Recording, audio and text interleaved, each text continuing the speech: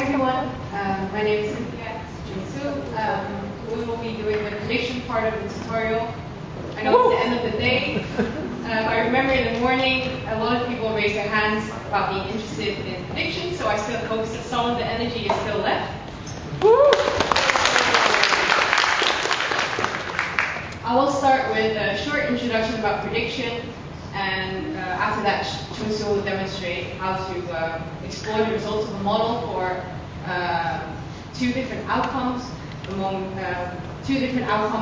predicting two different outcomes in new users of the Cynthia, using the phenotype definitions that were created earlier today.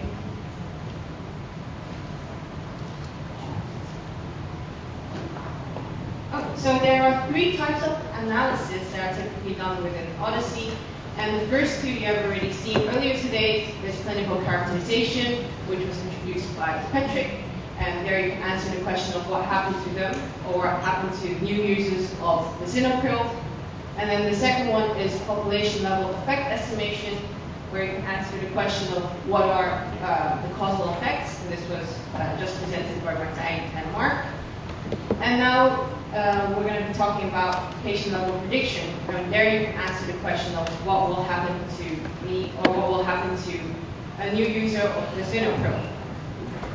And characterization can also be referred to as observation, so we're simply looking at the data. Patient level prediction is also referred to as inference, and then population level effect estimation is also referred to as causal inference. And we will be focusing on prediction, while we will be looking at looking into patient history of patients, the new users of the Cynthia. What will happen, whether some outcome will happen in some time and risk period in the future.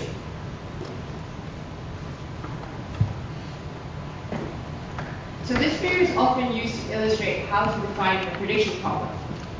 And this can be defined as among a target population of patients at index date, predict which patients will experience some outcome during a time and risk period. So we have a group of patients which we refer to as the target population, or the T. And this is the group of patients that we want to do the prediction for. And we have a point in time, also referred to as the index, or T is 0 in this figure. And at this point in time, we want to do the prediction for to predict whether some outcome will occur during a certain period in the future, which we refer to as the time and risk period. And what is important is that prediction is only done using information from this observation window prior to index. And this observation window contains all the patient history, so conditions, drugs, procedures, measurements, and we will see more of that later. But for now, here's a summary, an overview of the different components that are important for the prediction problem, and that is the target population, or the T, is who do you want to do the prediction for. The outcome, the O, is what are you predicting, and then there's the time at risk, or also TAR in short, and that is when are you predicting, or for which period in the future you want to do a prediction. Today we will be looking at the target population of new users of the Cynthia, the outcome of angioedema, so these two target population outcome we've already captured earlier today. But then there's the time at risk, and for this prediction task, we set it as 1 day to 365 days after starting the Cynthia. But you can actually also consider different time at risk here based on what you think is clinically relevant. Or you could do a sensitivity analysis by looking at perhaps 30 days after index, or a longer period could also be 2 years after index. But for now, we're going to focus on 1 day to 365 days after the Cynthia. So back to the previous figure, we can now fill in all of the details. So we have the target population of patients starting with Cynthia, and that is also the index, T is 0. We have the outcomes angioedema that we're first focusing on, and then there's a time at risk of 1 year. And what we're going to be doing is we're going to look at all of the patient history from prior to index, as I said before, all of the conditions, drugs, procedures, and measurements. And we're going to look for things that might be able to predict the outcome.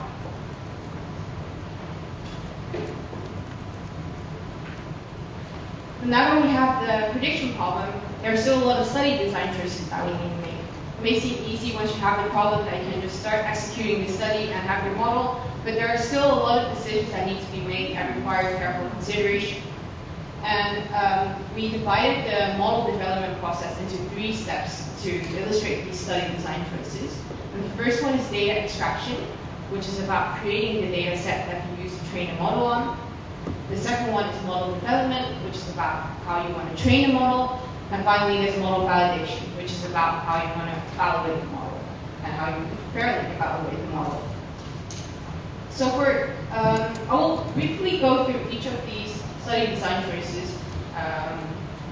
But what is important to realize is that a lot of these questions don't have a straightforward answer. So it usually takes a lot of time to answer each of these questions, and that's why I want to discuss each of them briefly so you will understand the thought process that is required to do prediction. So for data extraction, we have, for example, the question of what study design do you use? Do you want to use a case control design or a cohort design?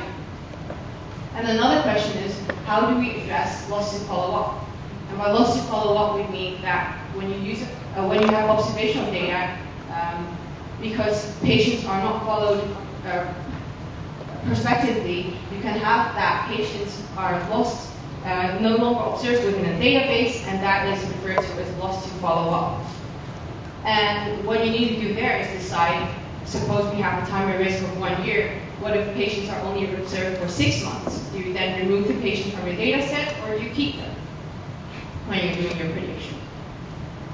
Then another question within data extraction is, how far do we look back into a patient's history to construct the covariates that we consider as potential predictors? So do we look at the past maybe 30 days, do we look at the past year, or do we look at all of the patient's history? Finally, for data extraction, there's how to define the T and the O. And I think it's already been mentioned several times today. That's a very important, or maybe the most important step in the whole process. And that is, so basically, how do you define the phenotypes for your target population and your outcome? Then there's model development. And here, first of all, we look at how should we pre-process the data. So do you want to remove certain covariates, or maybe combine certain covariates? You want to look at whether you have enough outcomes in your data when you're after pre-processing your data. And then you also need to decide what classifier to fit. So you want to fit a logistic regression, or maybe do a pseudo-logistic regression, or perhaps you want to use more advanced methods such as gradient boosting or even deep learning. And finally, for model development, there's also prediction diagnostics and learning curves that you can consider. And within the patient-level prediction framework, this is a bit of a work in progress that we're looking at. Once you have the model, how can you be certain that this model is valid or reliable? And finally, we're going to look at model validation, and here we can answer questions such as, what data should we use to validate? So suppose you have a data set, do you want to keep part of your data separate that you then use as a test set, or do you perhaps want to do cross-validation or bootstrapping to evaluate your model? And the last question that I'm going to mention as an example is, what metrics do you want to report? So for the people who are familiar with prediction, you want to maybe look at the area on the received operating characteristic curve, or perhaps you have a certain risk threshold that you know is clinically relevant, and you want to then investigate, and you can look at the positive predictive value, or maybe other threshold-specific measures. So that was a lot. That were a lot of questions, and I hope this gives you a bit of insight into how you need to, all of the decisions that you need to make when you do prediction. And as I said before, most of these questions don't have straightforward answers, and usually you're not doing this by yourself when you want to develop a prediction model. But what we do have within the patient-level prediction working group is that a lot of empirical research has been done to develop some best practices. And here's an overview of some of those best practices.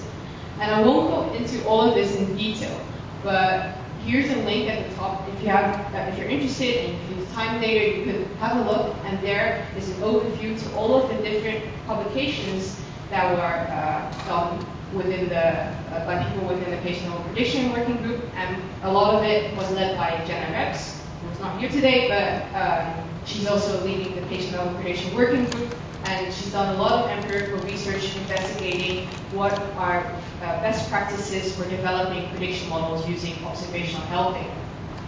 And why that is relevant is that there's a lot of papers already proposing guidelines for prediction modeling, but observational data can sometimes be treated differently or have to be interpreted differently. And it is important to ensure that best practices that we follow are also suitable for large observational health data. So I won't go into all of them in detail, but some of them, for example, the first one, use a cohort design. Their research was done, a paper that is also in that overview, showed that if you do a case control design, you can have calibration issues. And something else that is interesting, use enough time prior to index for covariate construction. So what I said before, how far do you want to look back into a patient's history? If you only look at the past 7 days, you're probably not going to have enough information. And what the publication shows is that a 1-year look back period is recommended. That gives sufficient information, and you won't have to require all of the patient's history to develop a reliable prediction model. And some other interesting topics are also one of the things that I've been working on together with Jenna as well with the model development is the first one where it says do not do under and oversampling. This is something that comes from the machine learning literature, where often it is said that when you're doing prediction, you need to have balanced data set. And that is not usually the case with clinical data, where you won't have that 50% of the patients, luckily, not 50% of the patients usually have a certain outcome. So what we investigated was whether it is indeed useful to balance the data to get better predictions. And we actually found that that was not really the case, and it actually caused other issues, so calibration issues that we then also need to solve. So yeah, that's a lot of different things, a lot of different topics. Some of them are quite technical, but if you're interested, please visit that website, and if you have questions, you can always reach out. For now, I'm going to show here some of the things. So the things that are highlighted in red are the things that, if you follow the patient level prediction framework and use the PLP tools that are developed, then the things that are red will usually be the default options, or else options that are easily, that you can simply select when you're doing your analysis. And the things that are highlighted in bold and in blue are the things that require a bit more consideration, but can easily be done when you're following the patient level prediction group. And then if you look closely, you'll see that there's one thing that is not highlighted, and that is the check phenotypes for your T and an O.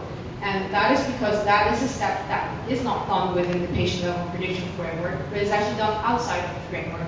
So you take the phenotypes that were developed as an input for your patient level prediction.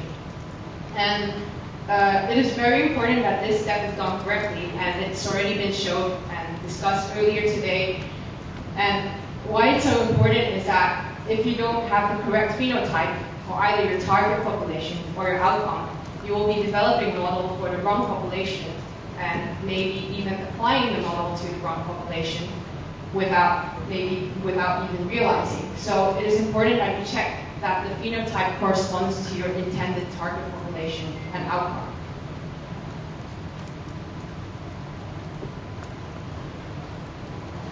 Okay, so now we're going to go to a bit more of the interactive part of this tutorial, and back to the definition that we saw before, the prediction path that we saw before. We're going to be predicting 2 different outcomes in new users of Lusinopro, but now we have some study design choices that can be added to the table.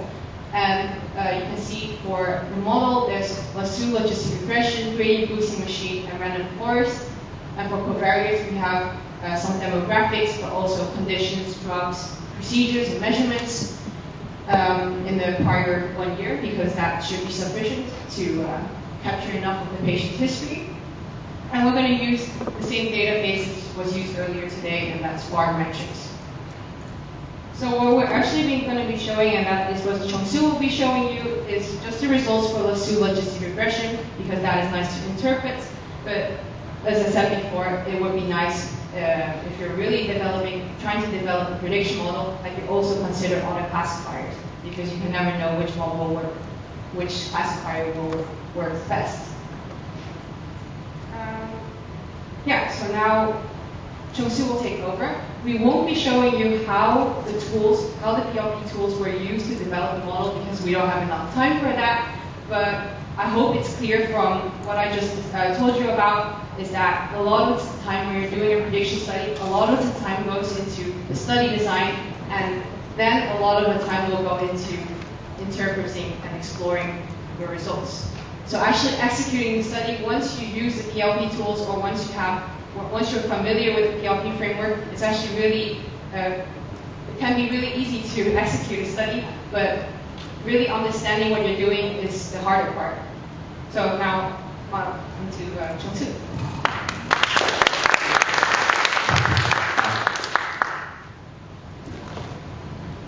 And I will introduce briefly for the new version of PLP Viewer. So,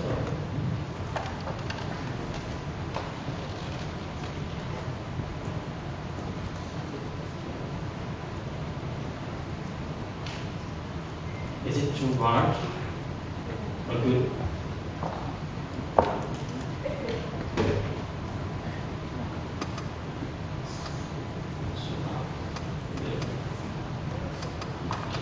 One more thing to add. Pay attention, because we're going to have a quiz at the end if we have enough time. So you better pay attention even if you're almost falling asleep. Is there a prize? Maybe. Big cloud. This is a new version of the prediction shiny viewer. So this is the first page, and there is a nice introduction here, but we have to go straight to the prediction tab. And this is the model design summary. It's quite design-centric viewer. So if you have models with different model design, that it is explicitly shown in the different row. So there are two different models here. So first one is new user results query, and the outcome is individual events. And the second one is outcome is different. The outcome is active particle corruption events. And these columns are give us information of the first one is the number of diagnostic databases. That means that for now the patient level prediction framework is have a diagnostic function for the database. So that means that the diagnostic database number is just 1, because we use the only parametric database, and the number of development database is also 1. If you fit the model with multiple databases, like using some highly advanced analytics, then the number of development databases will be changed to 2 or 3 or something like that. And the number of validation databases is also 1, because we didn't perform a external validation. We just performed the internal validation over here. And in the middle of the columns, and there are some columns for the AURC. That means this is a discrimination. This shows us the discrimination ability of the model, and the result is 0.63. It's not quite high, but it have a predictability, so it's good for the tutorial. And again, time list. There is a time list for this model. They detect the outcome within the 1 day after to the 365 days.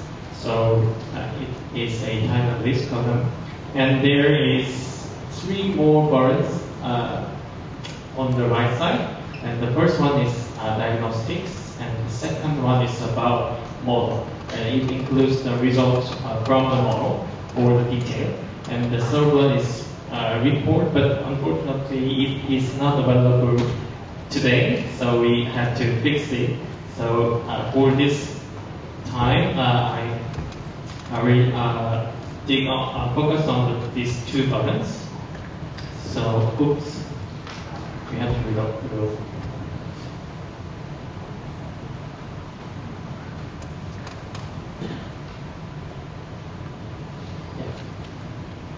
Okay, it works.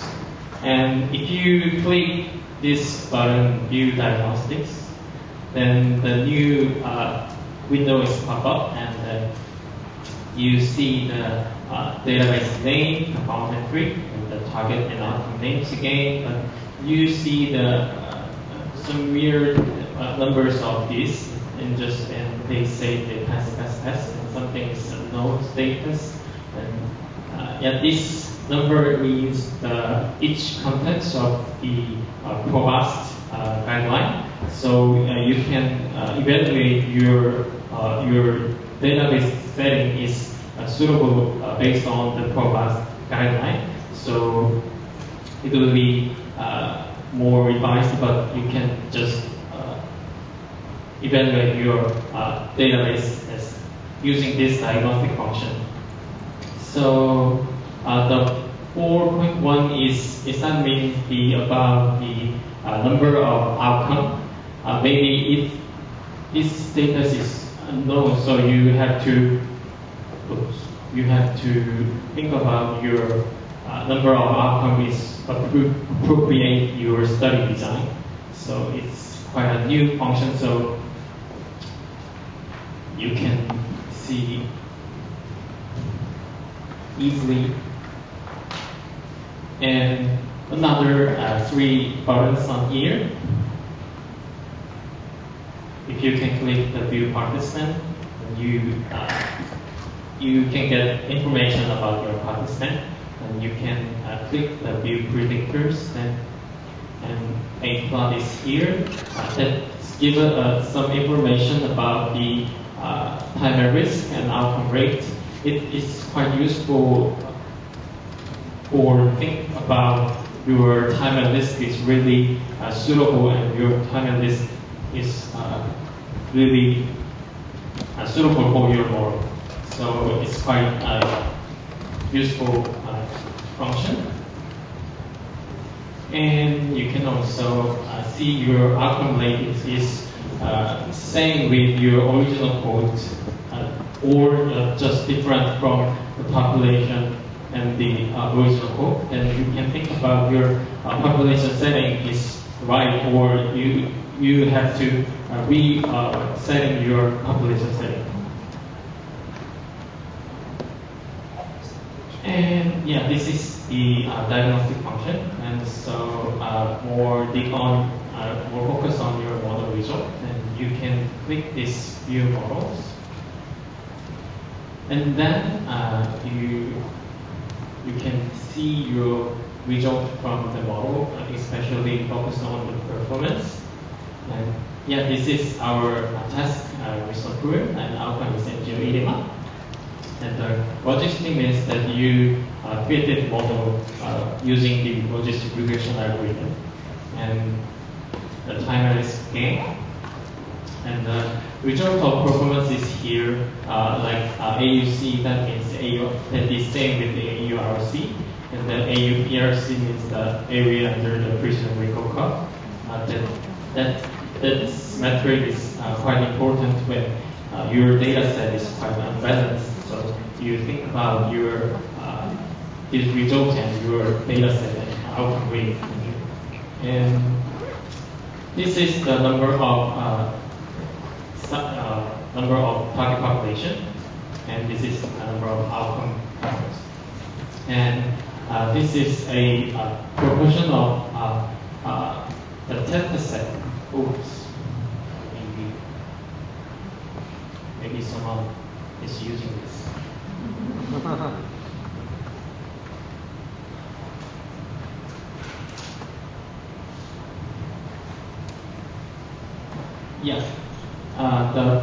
This column means that your test set is split with the 20%, 25%, and the 75% is used as the training the model. And the right side, there is an O incidence, that means the incidence of outcome in your target population, and this is quite low. And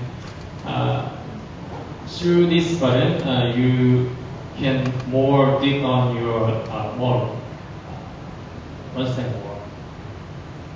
And if you click that button, there is a gray icons here, and through this you can find your detailed model settings when you apply to develop a model. So if you click the core button, then you can see all the JSON format file for the codes. And if you click the covariate button, that's too big.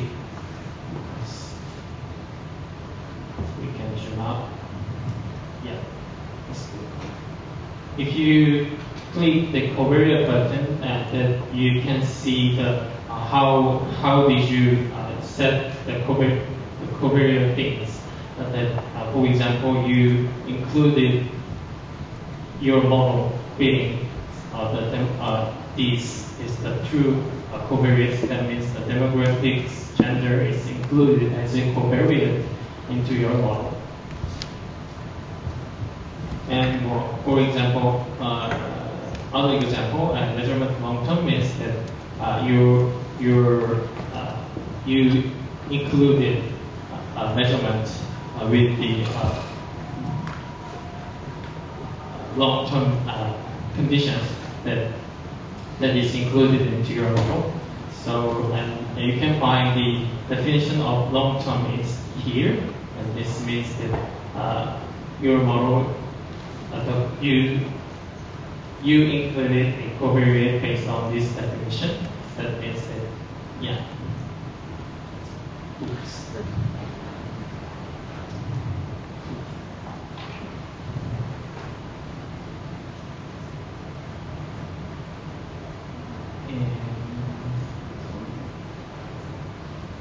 Okay. And go to the next tab. You can see the covariates in the model directly in this tab, and so you can find each name of covariates and each variable importance of covariates. Especially in this model, this is the less-over distribution model. So this is same with the beta coefficients, and you can see the number of count of each covariate, and so this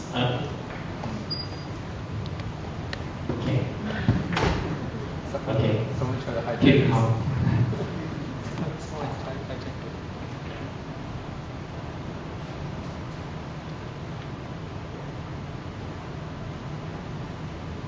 You can each covariate in this tab, and we can move on to the next tab. And this is show you how changes based on your decision boundary. That means that if you change the cutoff value, then you can find the changes in the performance metrics, something like sensitivity or positive predicted value. And you can find, you can move this slide, then you can find this line is changed. And maybe this is very popular plot here, the RC plot. The most of paper you can see this plot. You can see the discrimination results in the discrimination tab. They show you a RC plot, and physiological plot and inference score plot and the distribution of predicted probability in this tab. And calibration. Yep, you also can check your model's calibration in this tab. You can see if you click this view button. Calibration plot is also shown here, and the red line is ideal line, but your model calibration is presented as a blue line. Then you can think and you can get insights from this plot as in extent to the calibration.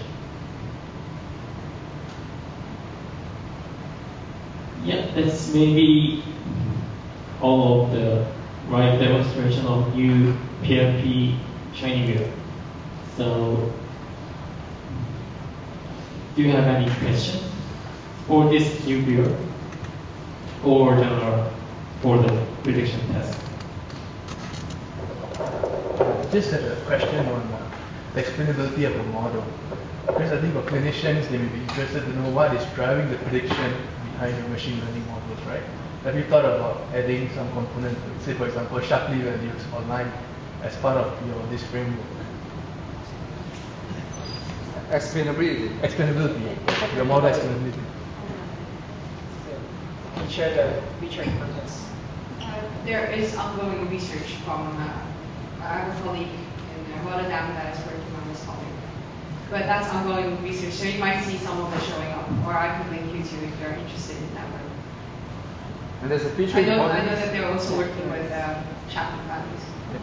I think those will be helpful, especially publications that are showing increasingly Shapley values for prediction outputs. Sorry? We would love you to join our prediction working group Yes. to suggest this and actually help build it. Okay. Oh yeah, so Thanks, Mukesh, to represent Right. Singapore.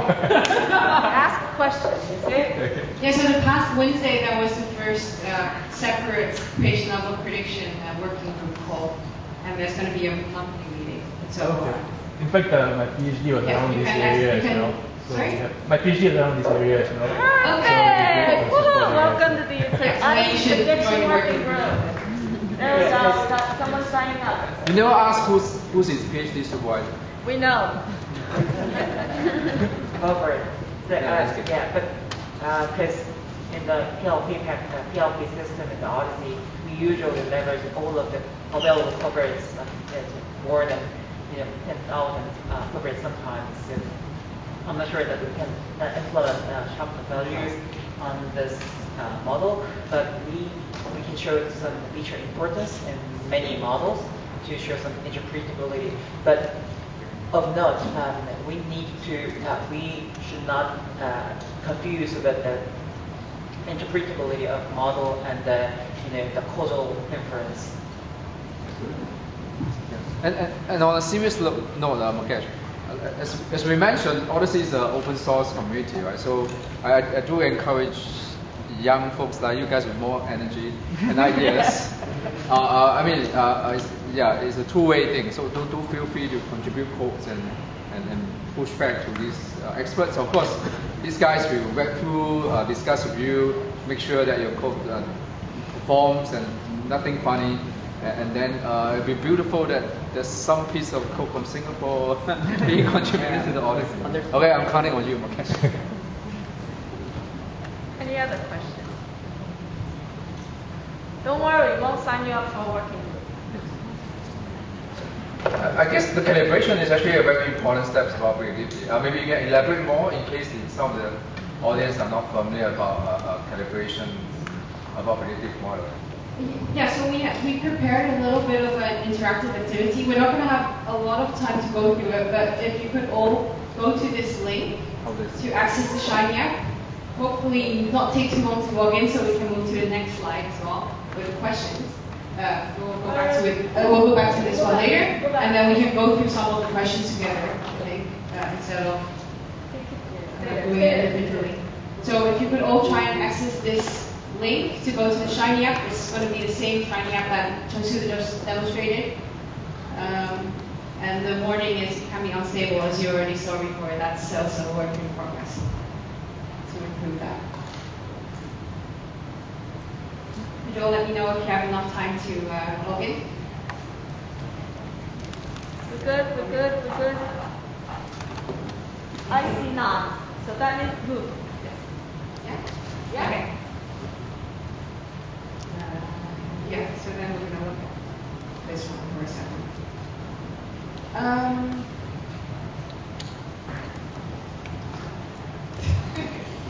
Okay, so we wanted to give everyone the opportunity to try and answer these questions yourselves before discussing it together, but we're not going to have enough time to do that. So I think there's interesting calibration, so we'll look at that together. That's one of the questions. Number 7, was the model well calibrated and why?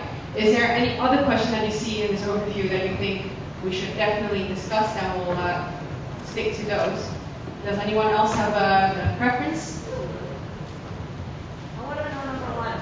Number 1. Okay, number 1. And number 7, is there anyone else? Okay. Then I guess we'll pick some ourselves if there's time left. But then we'll go to the Shiny app.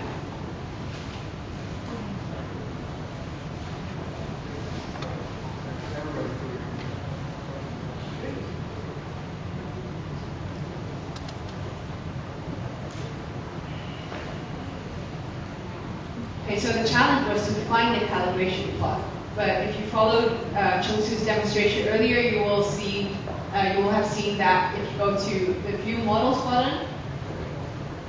Oh, we're actually going to look at the different outcomes. So instead of looking at angioedema, we're going to look at acute myocardial infarction now, just so we're not going through the same results twice. So now we're going to look at the calibration plot for acute myocardial infarction. And Chungsoo showed you before how you can find it. It's if you play around in the app, you will find it easily. And what we're interested in, there's here 3 different types of evaluation. So there's a test, trait, and cross-validation. To keep it very short, what I said before is you keep part of the data separate to make sure you have a kind of an unbiased evaluation of your model. And that's what's happening here with the test set. There was 25% of the data that was kept separate, so it's completely unseen data. And that is what we want to look at now to see how the model performed on unseen data. And this is a calibration plot. What you want to see is a line and dots that are very close to the diagonal, because that would mean that your predicted probability of the outcome is very close to the observed probability of the outcome. And what we see here is that the dots are not very close to the diagonal. And you try to use this thing.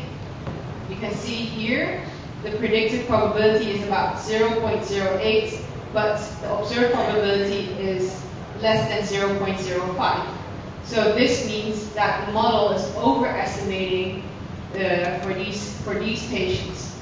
And here, if it's above the diagonal, it means the opposite, and it means that there's underestimation going on here for these patients. So this is not very good. Ideally, we want to see a line that goes like this, but it's impossible to get perfect calibration. But usually, when we're looking at internal validation, so taking a model, having the same data set, even though it's a separate test set, usually we will see that if there's enough data, if there's the right study design used, the calibration will be pretty good. So this is not really a good model in terms of model calibration, which is indeed very important. So the first one, how many outcomes were used to train the model? This one's from Louis. This one was on the first tab. When we go to View Models, and you scroll all the way to the right, you can see that the outcome count for this, for acute myocardial infarction, there were 471 people who had the outcome event out of 86,000. And that shouldn't be a surprise because earlier today we already looked at the incidence rate. But now this is specifically for the prediction task of 1 year after index. So within 1 year after index, we can now see that there were 471 people who had the outcome event. Let's see, is there there anything else I would be interested in? Or what backgrounds do you? Sorry, I have a question. Okay. Right? Earlier on you mentioned, and then here it shows that in clinical settings, often we have an imbalanced data problem, right? Because the onset of certain events is very rare, like you said, most of the time, fortunately. But then you suggest we do not do oversampling. I don't fully get what's the rationale of not doing oversampling to address the imbalance. So what was traditionally done in I think the machine learning literature is that some of the evaluation measures that were used were based on accuracy. And I think, so with accuracy, you simply look at the percentage of people for which the prediction was correct. And AUC works a bit differently. It's not based on accuracy. And I think because initially people used accuracy a lot more, from there the idea came that balancing the data would improve prediction. So that's just something that I tried to look into the literature to understand it a bit better, but it's just something that I saw was done a lot in prediction work, where people balance the data without giving any arguments really or reasons for why they did it. And that's just an example of sometimes things are done because it's been done like that for a long time. And what we were interested in was seeing, can we really find that doing that, applying this balancing will really help the model to have better predictions. And what we found was that wasn't the case, so that's why we do not recommend changing the proportions within your data, because you're kind of training the model to learn a different outcome rate, but in reality the outcome rate will still correspond to what was originally the outcome rate. I could tell a bit more about it if you're interested.